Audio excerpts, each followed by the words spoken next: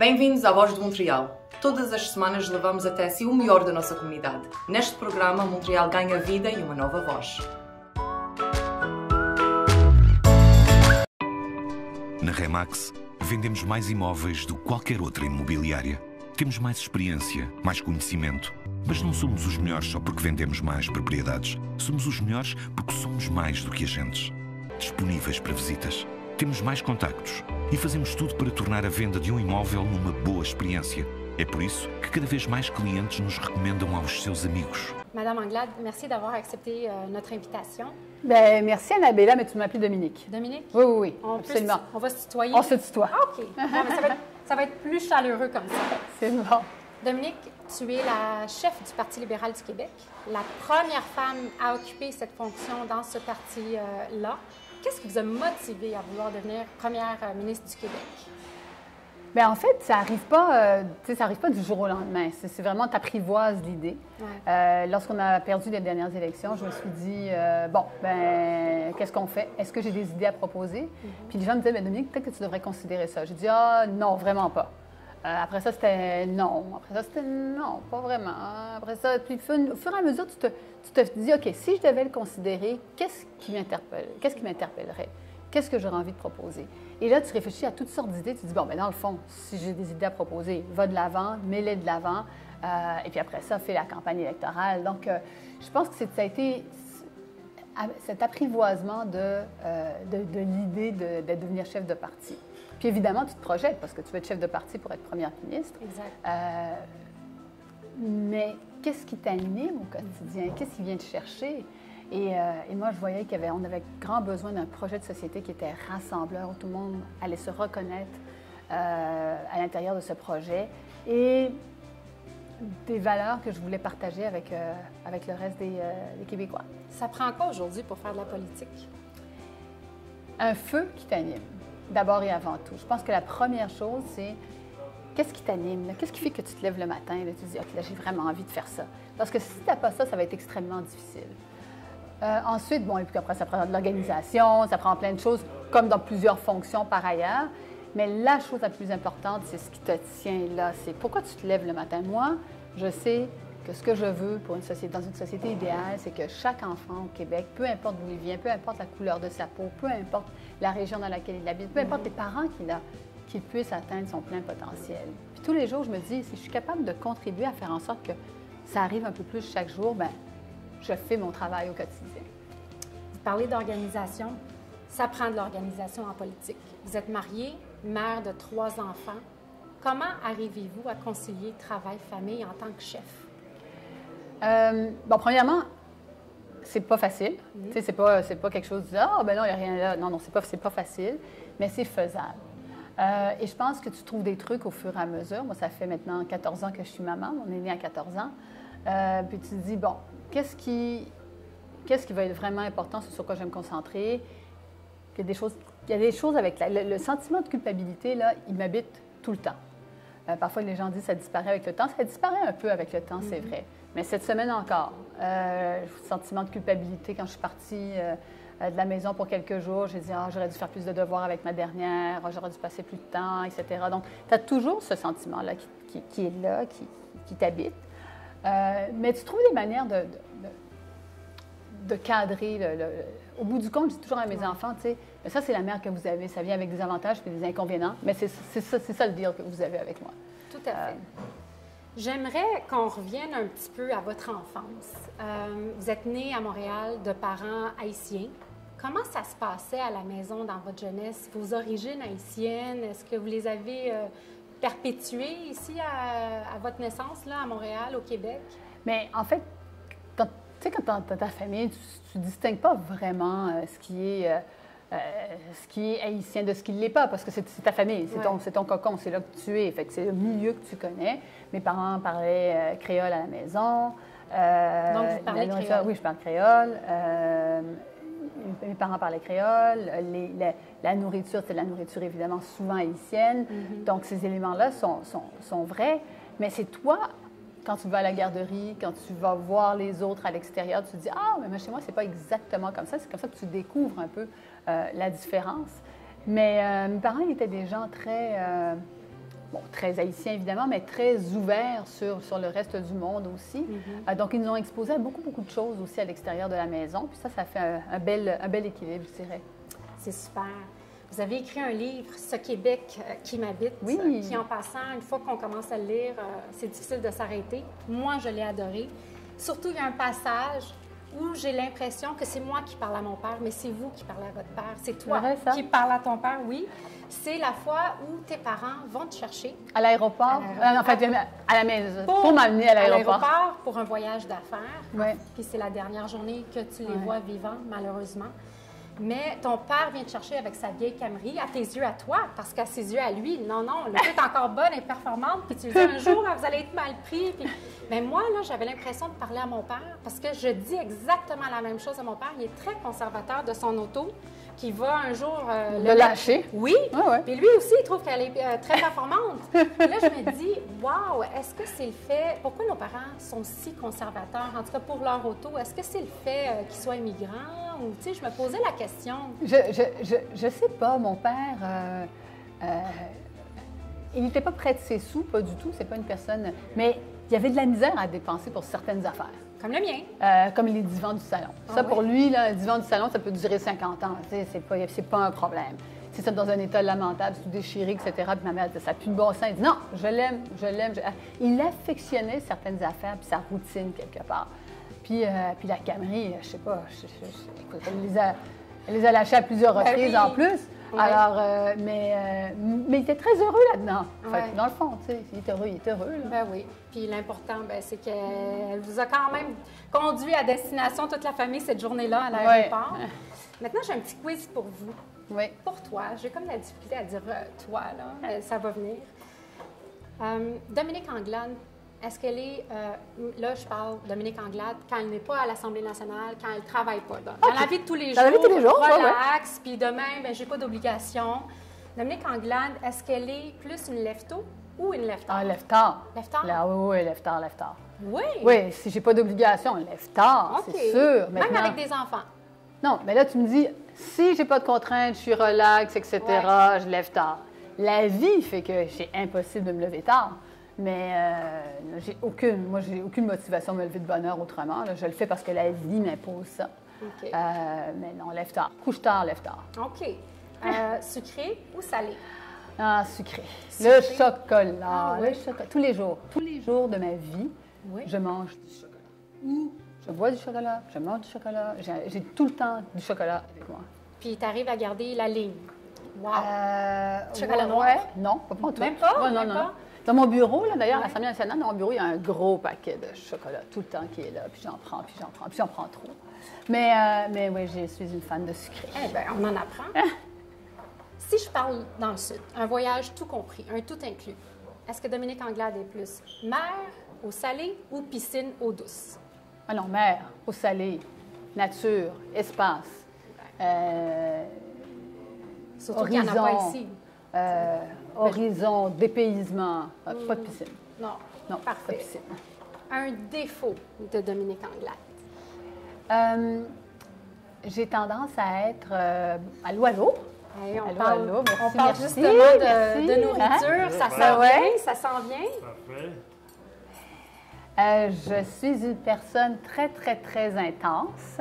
Ce qui veut dire que je peux appeler à 11h30 le soir quelqu'un. Hey, je te réveille? Non? OK, parfait. Alors voilà. Tu sais, je pars une conversation.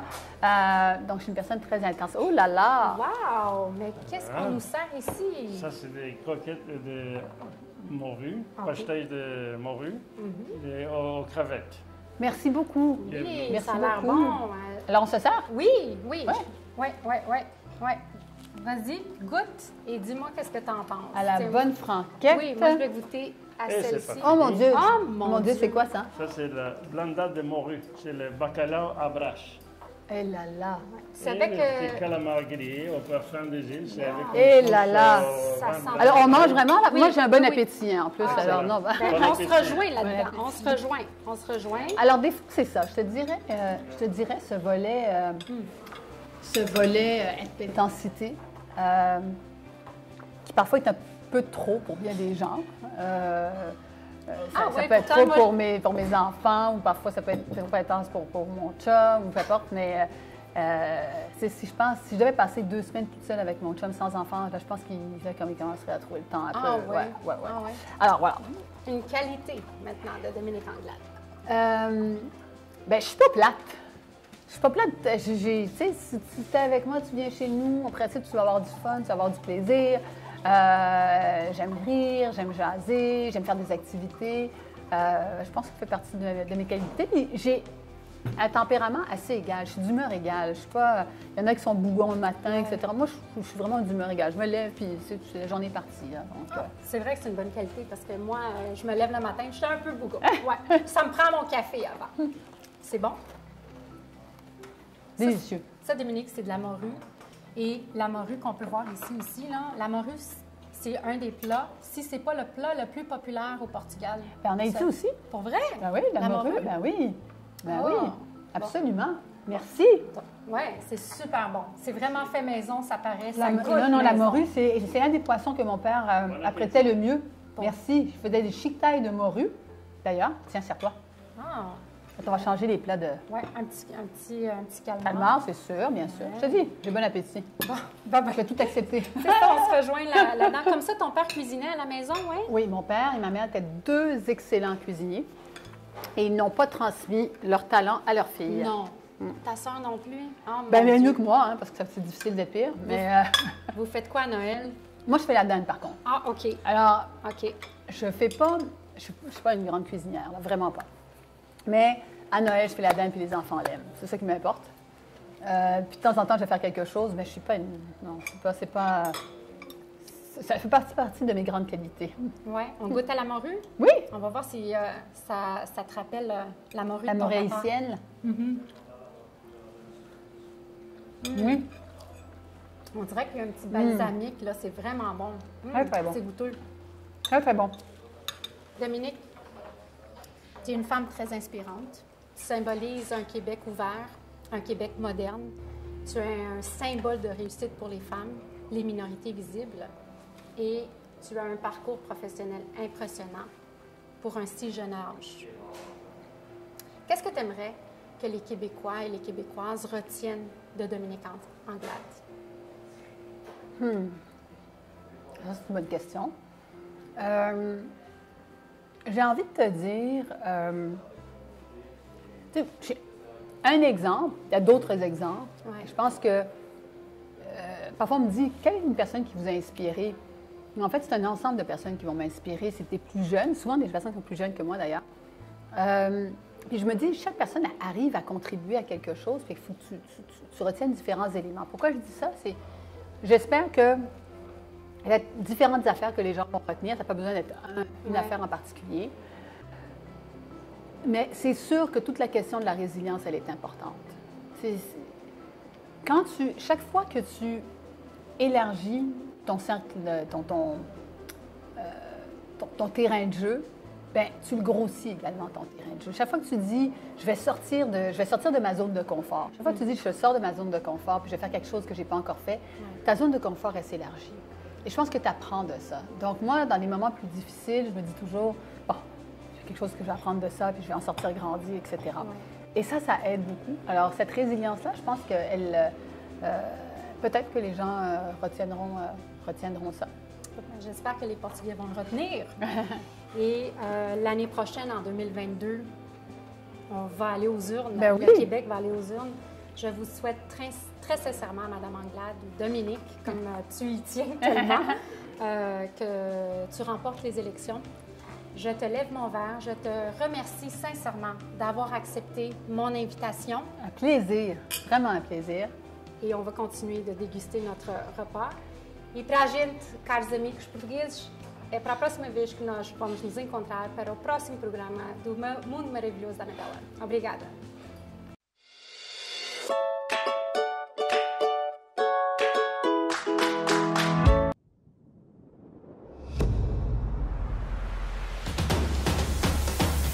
O duo Remax com Steven André Gonçalves e David Ferrara estão aqui para vos ajudar na venda da sua propriedade.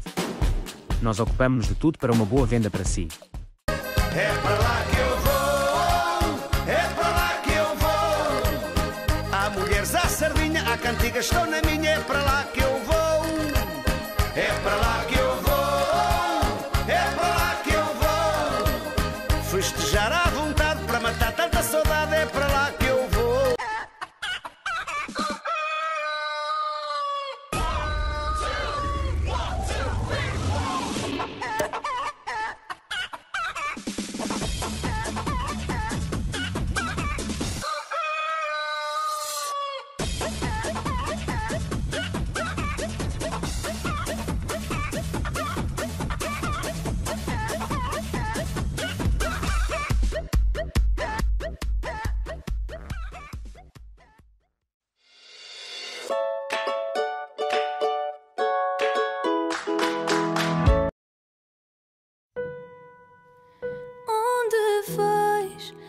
que se eu fico daqui tu não sais, vai acabar sempre por doer mais, e já nem isso eu posso mudar.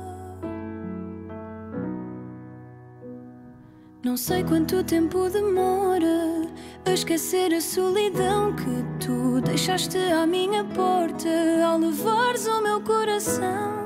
Escondes o que queres dizer só pelo medo de me ver sofrer, mas não dá. Ai, nada nos une, só nos mantém, e tudo muda, nós mudamos também. Talvez o amor seja assim, mas tudo o que eu quis para mim já não há.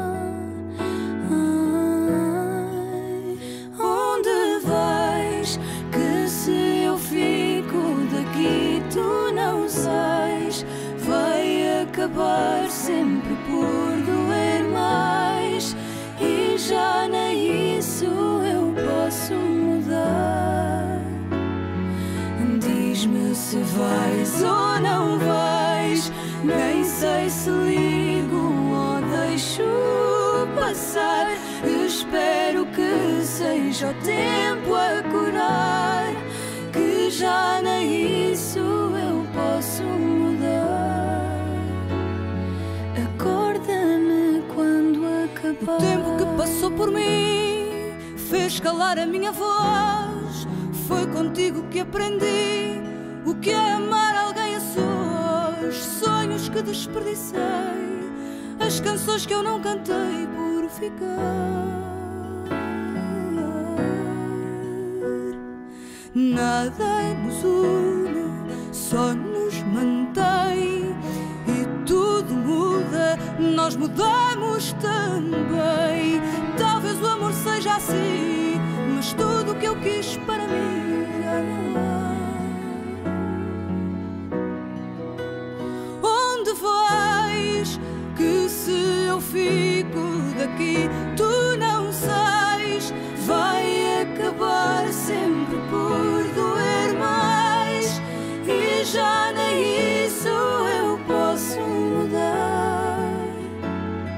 Diz-me se vais ou não vais, nem sei se ligo ou deixo passar. Espero que seja o tempo a curar, que já nem isso eu posso mudar. Acorda-me quando acabar. Mas se esta canção foi feita para ti, talvez isso mude o que ainda não vivi. Então diz-me se vais ou não vais. nem sei se ligo ou deixo passar, e espero que seja o tempo a curar, que já nem isso eu posso mudar. Acorda-me quando acabar.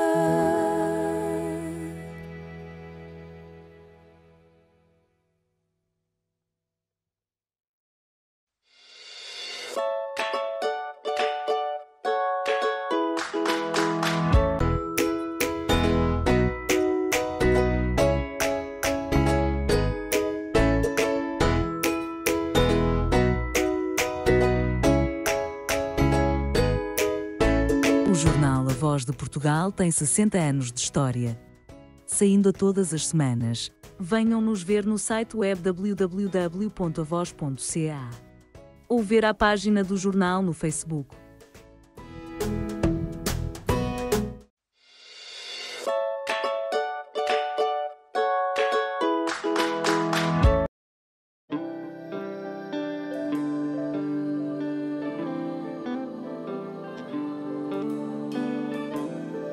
Voici la grande vedette portugaise, Amália Rodrigues. Amalia Everywhere.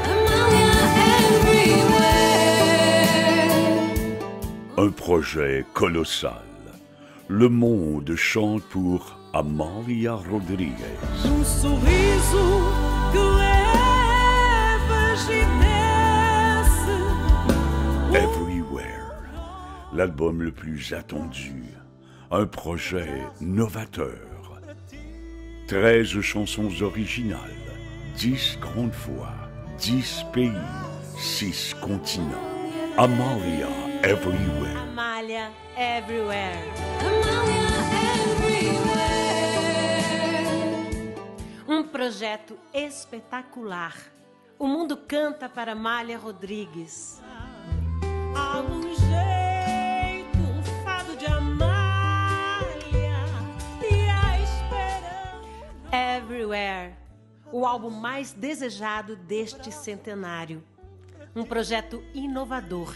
13 temas, 10 grandes vozes, 10 países, 6 continentes. Amália Everywhere. Rodrigues, en fait, ce qu'elle représente, c'est une chanteuse internationale et le fait qu'elle ait métissé son fado avec d'autres influences, moi, ça me parle beaucoup parce que dans ma musique et dans ma façon de chanter le fado, j'aime aussi métisser en fait ma musique avec d'autres influences du monde entier.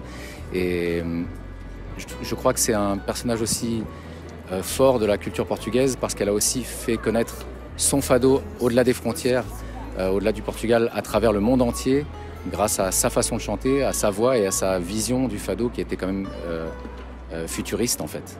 C'est là que j'ai trouvé un lien dans le sens où moi aussi j'aime métisser ma musique avec d'autres styles musicaux et principalement avec le fado et en accompagnant ma mère qui elle avait un répertoire essentiellement composé de morceaux de fado d'Amália Rodrigues. C'est comme ça que j'ai appris à accompagner des fados en fait à la guitare portugaise. Tempo prepara com calma estações de abraços e flores. Voici la grande vedette portugaise, Amália Rodrigues.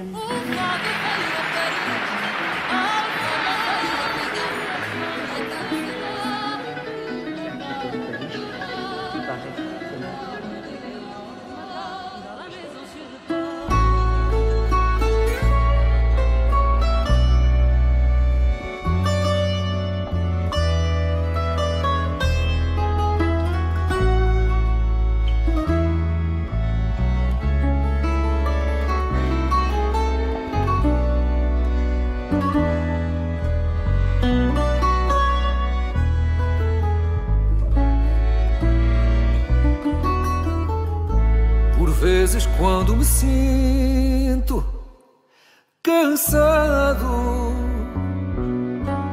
deito-me na solidão e medito. Abraço a dor com o coração pesado e deixo o silêncio fazer-se grito. Abraço a dor com o coração pesado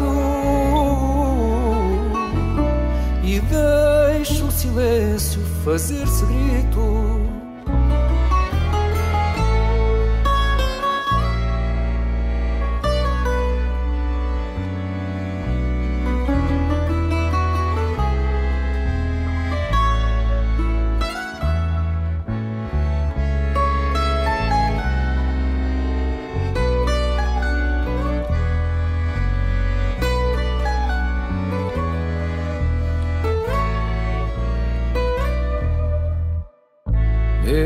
Neste ambiente desolado e aflito, percebo a voz da rainha do fado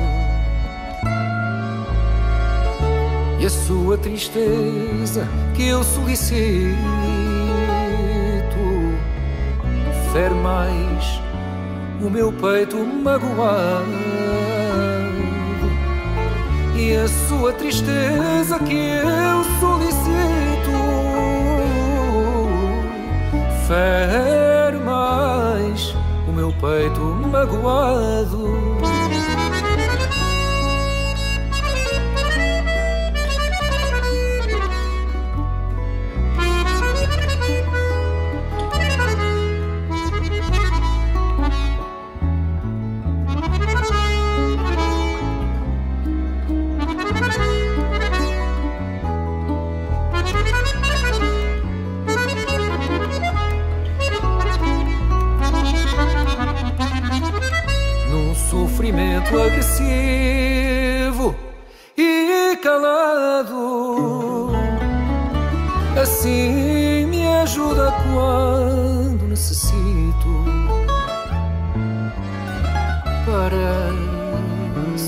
mesmo que estão ao meu lado, Amália, e o seu bem-estar interdito. Parece mesmo que estão ao meu lado,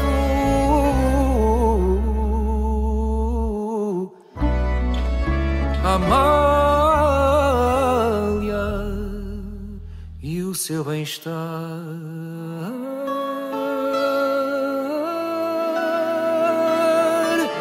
interdito.